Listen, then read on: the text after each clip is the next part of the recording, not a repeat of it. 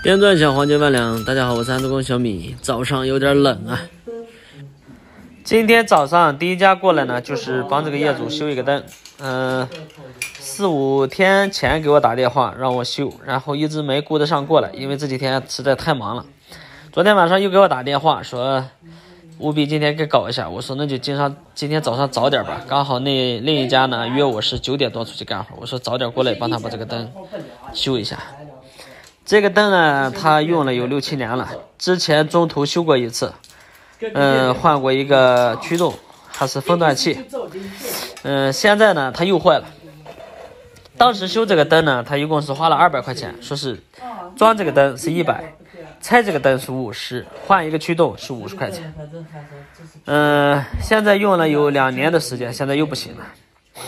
其实这种灯呢，现在已经是属于市场淘汰的东西了。很少有人安装了，所以说花200块钱修这个灯值吗？不值了。最早之前认识这个业主呢，是第一次帮他家换那个洗脸盘的下水，然后认识他的。之后有会儿也陆陆续续找过我1、2次。他知道我也能搞得了灯，所以说这一次呢，这个灯让我来弄。然后我呢说了一下我的方案，我说你这个灯也用了这么多年了。这些 LED 灯珠呢，它也不亮了。他说确实已经不亮了，开了吧，它也没有以前的效果好了。我建议他把所有的这个灯泡的线呢都串到一起，然后以后亮的话，一开关，它只亮灯泡，把这些驱动呀、风断器全部都甩开，以后就不会存在这个坏的现象了。坏的话就坏个灯泡，直接换个灯泡就行了。然后他也说同意了，可以。他说你弄吧，弄好就行。我说这样也是最简单、最省钱，而且用的最久的一个方案。我家的灯也是这么弄的，最后他也就接受了。前几年这种灯特别流行的时候，好多家户户买的都是这一类型的灯，现在都坏的都差不多了，扔的也差不多了，现在已经很少用这种灯了。这个不走。再就是修过1次、2次的，接受不了这个维修费用，直接就换一个吸顶灯，像这灯就扔掉了，不用了。像这种灯的话，像它这个有灯泡的，我们就把灯泡的线全部都并到一起，然后直接接通电源，它这个使用寿命就长了。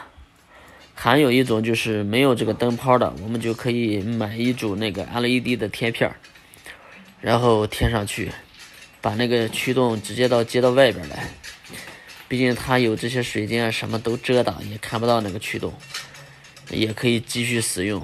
就算坏了自己可以更换，没必要说请师傅过来，请一次师傅那动辄就得100、200呀，少了没人干。之前我也遇到过像这种灯，业主拆下来说，师傅你要不要，卖给你吧。我说你白给我，我也不要呀。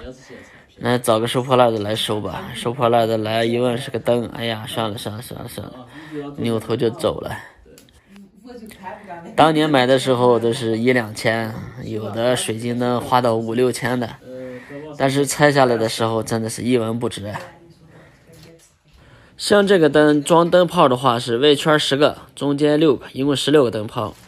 我看了一下之前的灯泡啊，还是25瓦一个，所以说这个灯还是有点费电。然后建议他把周围的灯泡全部都换掉，像中间那几个换成 LED 的，这样呢又省电，使用的寿命呢还会长一点。